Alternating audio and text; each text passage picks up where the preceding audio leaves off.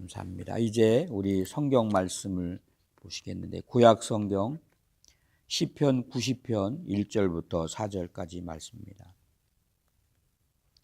구약 성경 868면 시편 90편 1절부터 4절까지인데 다 찬질로 믿고 제가 봉독해 올리겠습니다.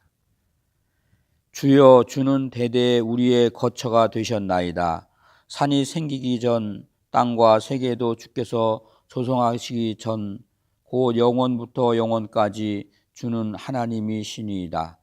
주께서 사람을 티끌로 돌아가게 하시고 말씀하시기를 너희 인생들은 돌아가라 하셨사오니 주의 목전에서 천년이 지나간 어제 같으며 밤의 한 경점 같을 뿐이니이다. 아멘. 오늘 이 아침에 우리가 시편 90편 말씀, 여기 보시면 하나님의 사람 모세의 기도라는 그런 부제가 달려 있지요. 모세는 하나님께로부터 부름을 입고 이스라엘 백성들을 출애굽하는 그런 사명, 그 속에서 하나님의 참 놀라운 기사와 이적들을 경험한 사람이죠. 그래서 그는 자기의 삶을 통해서 하나님이 창조자이시다, 하나님이 구원자이시다, 이렇게 확신을 합니다. 우리가 확신하는 것은 아마 우리의 인생에서 경험한 일들이 아닐까 이런 생각을 하죠. 오늘 여기 10절에 보시면 우리의 연수가 70이요 강건하면 80일지라도, 지금 100세 시대라고 하지만 그래도 인생의 평균이 80인데, 그런데 모세는 80세 때에 하나님께 부름을 받습니다. 사람의 수명으로 치면 이제 끝나야 될 그런 죽음이 가까운 그런 나이인데, 그때 하나님께로부터 부름을 받는다고 하는 거, 어쩌면 덤으로 얻은 그런 인생이 아닌가 이런 생각을 해보죠. 그래서 오늘 이 기도는 그의 인생의 노년에 신명기 32장 33장에 기록된 그런 것과 거의 일치되는 것으로 이제 보여지기 때문에 이 기도는 모세가 노년에 드린 기도다, 이렇게 생각하죠. 죽을 수밖에 없는 자신을 불러서 하나님의 종을 삼으셨는데, 또 그 자기신의 민족을, 그 애굽의 소나기 노예 생활에서 죽어버릴 그 백성들을 이렇게 인도하시는 하나님의 큰 은혜, 일생을 돌아보면서 참 하나님의 은혜다, 이런 것을 고백하지요. 성경에 모세에 대해서 평가하는 장면이 신명기 34장에 등장합니다. 10절에 보시면 그 후에 이스라엘의 모세와 같은 선지자가 일어나지 못하였나니 모세는 여호와께서 대면하여 아시던 자요, 하나님이 그를 애굽 땅에 보내사 바로와 그의 모든 신하와 그의 온 땅의 이적과 기사와 모든 큰 권능과 위엄을 행하게 하심에 온 이스라엘의 목전에서 그것을 행한 자이었더라. 모세 이후에 모세와 같은 선자가 없다, 이렇게 말합니다. 하나님과 대면해 봤던 사람이고, 하나님의 그 권능과 큰 위엄을 직접 그를 통해서 그 민족에게 보여주신 위대한 하나님의 사람이었다는 것이죠. 그럼에도 모세는 안타깝게 하나님의 약속의 땅 가나안을 바라만 보고 들어가지 못합니다. 그것을 보고 우리는 우리의 인생에서 우리가 원하는 모든 것을 얻을 수가 없다고 하는 그런 진리를 보게 되죠. 우리는 많은 것을 원하지만, 그러나 그것이 우리에게 이루어지는 것이 있고 또 이루어지지 않는 것이 있음을 우리가 인정해야 됩니다. 오늘 이 시편 90편 말씀은 좀 많이 알려진 내용이죠. 베드로전서 1장 24절 25절에 보면 그러므로 모든 육체는 풀과 같고 그 모든 영광은 풀의 꽃과 같으니 풀은 마르고 꽃은 떨어지되 오직 주의 말씀은 세세토록 있도다 하였으니 너희에게 전한 복음이 곧 이 말씀이니라. 이 구약 성경, 오늘 우리 인생들에 대한, 오늘 여기 6절에 그런 말씀 있죠. 풀은 아침에 꽃이 피어 자라다가 저녁에는 뱀바가 되어 마르나이다. 아마 이 베드로가 이 시편 90편 6절에 나오는 이 말씀, 모세의 기도를 통해서 아마 은혜를 받은 내용을 베드로 전서에 기록했던 것 같아요. 또 10절에 보시면 우리의 연수가 70이요 강건하면 80이라도 그 연수의 자랑은 수고와 슬픔뿐이요 신속히 가니 우리가 날아가나이다. 이런 구절이 있죠.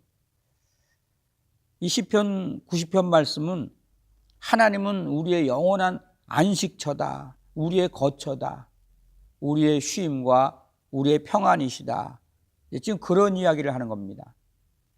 그런데 그 안식처에서 쉼을 얻지 못합니다. 왜냐하면 그 죄로 인해서 그 안식이 될 하나님과 멀어졌기 때문에. 그래서 다시 한번 하나님의 긍휼을 베풀어 줄 것을 기도하는 그런 내용이죠. 이 모세의 첫 번째 기도의 내용은 하나님은 우리의 거처시다라는 고백이죠. 주는 우리의 대대에 우리의 거처가 되셨나이다. 이 거처라고 하는 것은 거주지를 말하죠. 보금자리. 아침에 일터에 갔다 하루 종일 피곤하고 지친 몸을 이제 와서 쉴 수 있는 그런 안식처. 이 모든 생명에는 이 생명의 거처가 있습니다. 짐승들도 자기들이 살아가야 될 거처가 있죠. 사람들도 마찬가지죠. 살아가는 가정이 있고 또 사회가 있습니다. 모든 생명은 다 자기가 살아가는 거처가 있습니다. 그래서 사람들은 뭔가 좀 편하게 쉬기 위해서, 안식하기 위해서 그 거처를 마련하려고 애를 쓰지요. 신명기 32장 10절에서 12절에 보면 모세의 노래가 나옵니다. 여호와께서 이스라엘을 황무지에서 짐승이 부르짖는 광야에서 만나시고 호위하시며 보호하시며 자기의 눈동자같이 지키셨도다. 하나님이 이스라엘을 그 광야에서 만나주시고 호위하시고 보호하시고 지켜주셨다. 여호와께서 홀로 그를 인도하시고 그와 함께한 다른 신은 없었도다. 이렇게 말씀을 합니다. 두렵고 그리고 염려가 되어지는, 염려할 수밖에 없는 그런 광야의 삶 속에서 하나님이 우리를 만나주시고 보호하시고 지켜주시고 도우셨다. 지금 그 고백을 모세가 어떠한 형편을 가지고 합니까?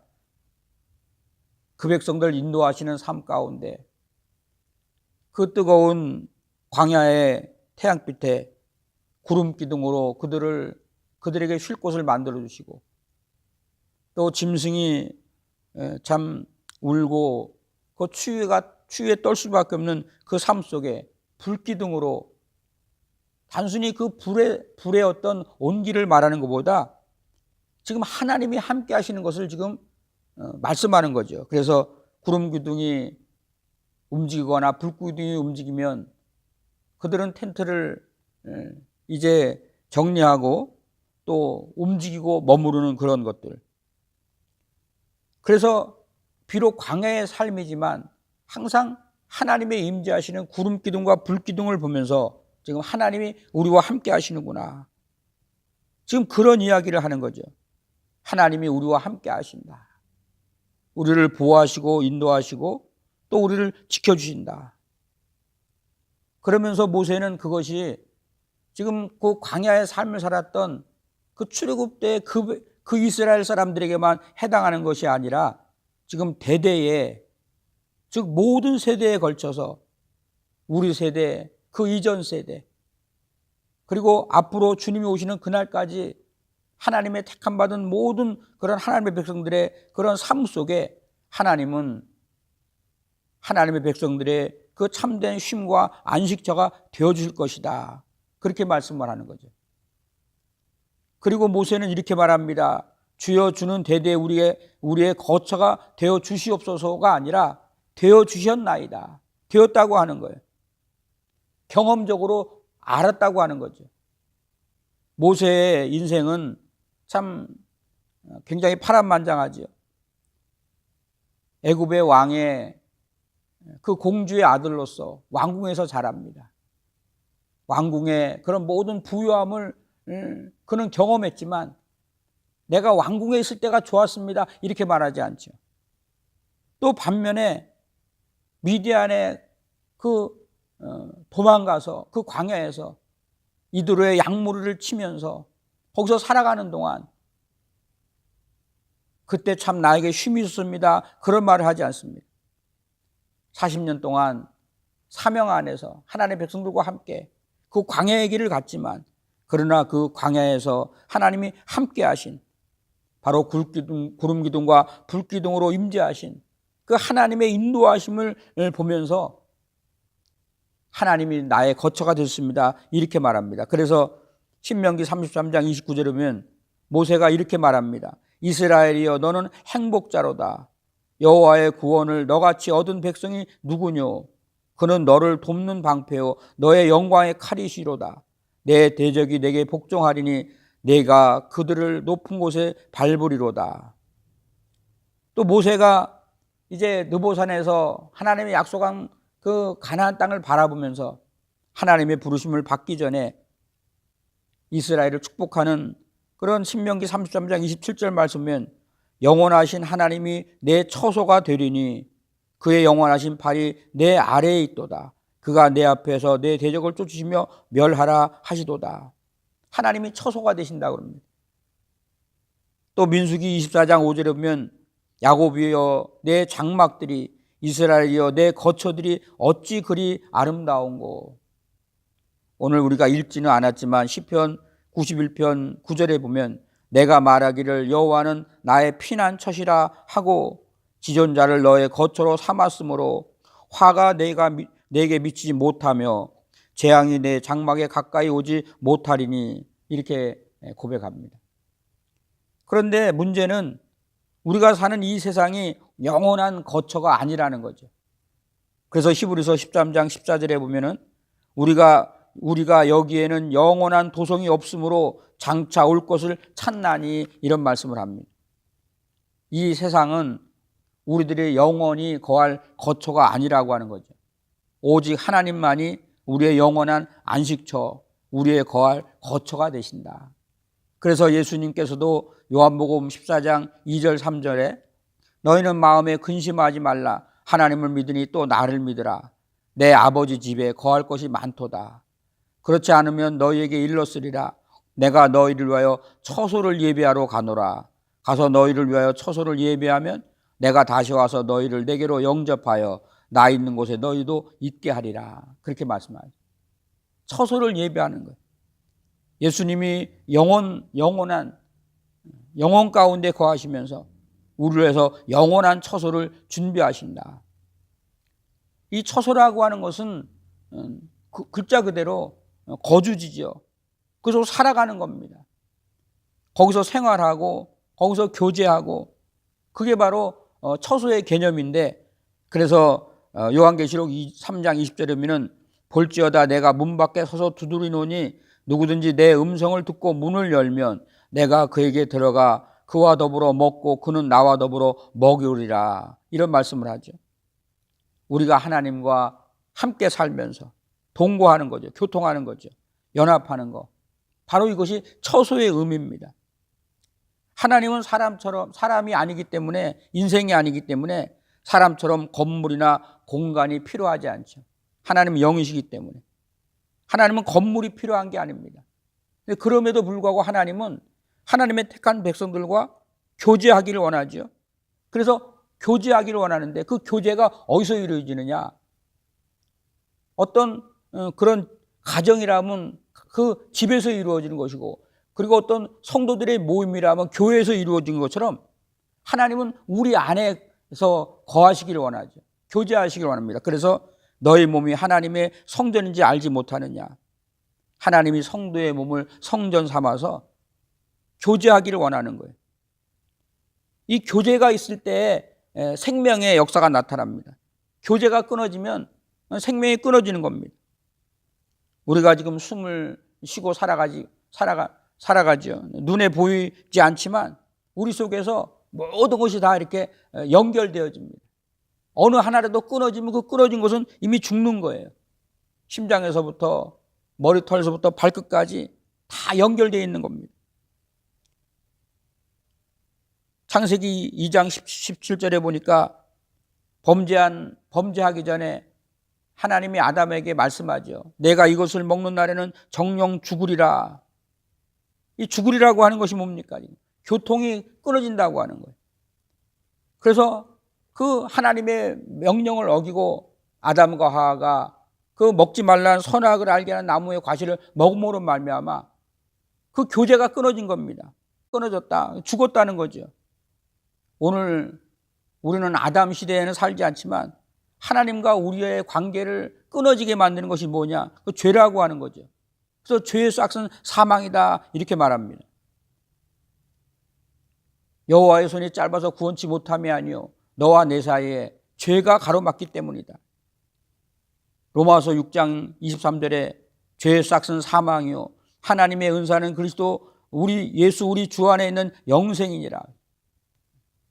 하나님이 우리 안에 거하시면서 그 참된 쉼과 안식과 평안을 주시기를 원하는데 죄가 들어와서 하나님과 교제하고 교통하는 것을 끊어버리죠. 그래서 우리에게는 영적인 사망이 임하는 겁니다. 그런데 감사한 것은 하나님의 은혜, 그리스도 예수 안에 있는 영생의 선물이 지금 우리 앞에 놓여진 것이죠. 그래서 에베소서 2장 1절에서 9절이면 그는 허물과 죄로 죽었던 너희를 살리셨도다.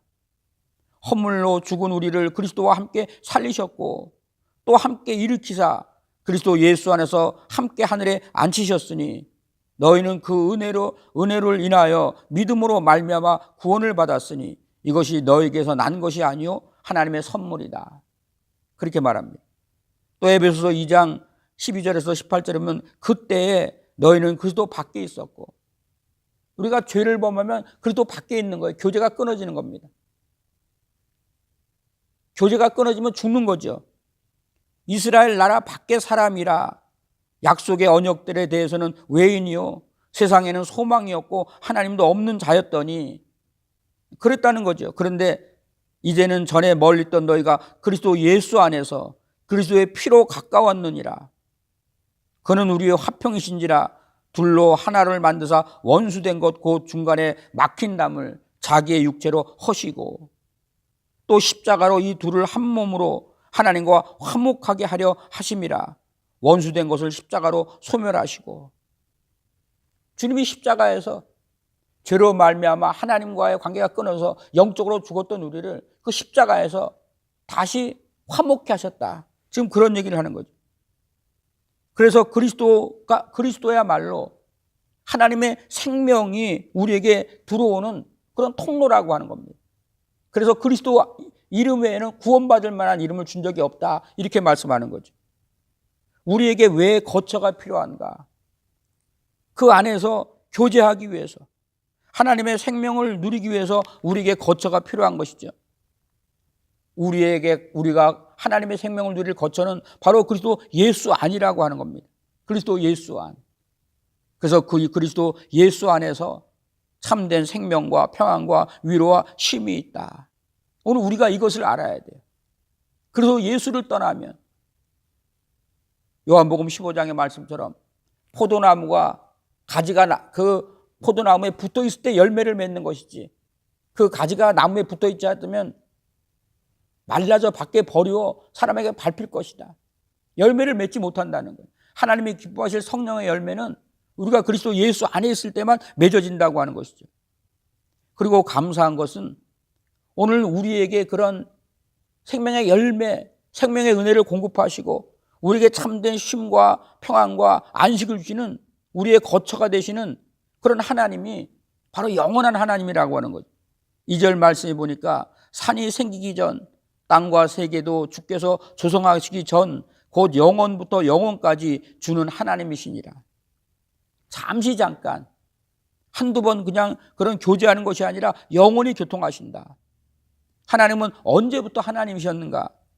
창세기 1장 1절에 보니까 태초에 하나님이 천지를 창조하시니라. 태초 우리가 있기 전부터 하나님은 하나님이셨어요. 그런데 하나님의 그 때가 이루어져서 하나님의 영이 우리 가운데 감동하셔서 우리가 주님을 고백하고 영접할 때 그의 성령이 우리로 하여금 하나님을 알게 하는 그런 지혜를 주셔서 그때 하나님을 알 뿐이지 우리가 알기 전부터 하나님은 계신 것이죠. 이 지구가 언제부터 존재했는가?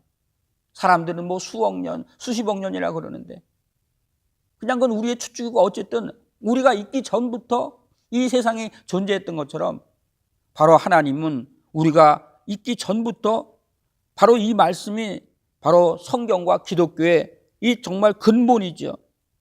시작점이라는 겁니다. 태초에 하나님이 천지를 창조하시니라. 이 세상이 만들어지기 전부터 하나님이 계셨다. 그것이 바로 영원한 것이죠. 영혼을 말합니다. 이 영혼이라고 하는 것이 그런 거예요. 영혼이라고 하는 말 속에는 두 가지 의미가 담겨있는데 시작과 끝이라는 말입니다. 그래서 태초에 하나님이 천지를 창조하시니라 이렇게 창세기를 시작하면서 요한계시록의 마지막에 보면은 그는 알파와 오메가요 처음과 나중이요 시작과 끝이다. 영원하다는 겁니다. 우리가 이 땅에 살아가다가 우리는 우리 육신에 그 하나님의 정해진 때가 있어 다 끝나지만 그러나 하나님은 영원하다. 만물을 창조하시고 만물보다 먼저 계시고 만물의 근원과 근본이 되시는 분이다. 그런데 감사한 것은 그 창조주 하나님이 지금 어떻게 합니까? 그냥 창조하시고 그냥 내버려 둔 것이 아니라 간섭하신다고 하는 거예요. 우리를 하나님의 백성으로 택하시고 우리를 당신의 거처로 인도해서 쉼을 주시고 또 믿음으로 살 수 있도록 하나님께서 위로하시는 그런 것들. 그 영원하신 하나님 앞에 오늘 이 모세는 인간의 연약함을 고백합니다. 우리가 누군지 아는 것이 굉장히 중요하죠. 3절에서 5절 말씀 보면 주께서 사람을 티끌로 돌아가게 하시고 말씀하시기를 너희 인생들은 돌아가라 하셨으니 주의 목전에서 1000년이 지나간 어제 같으며 밤의 한 경점 같을 뿐이니이다.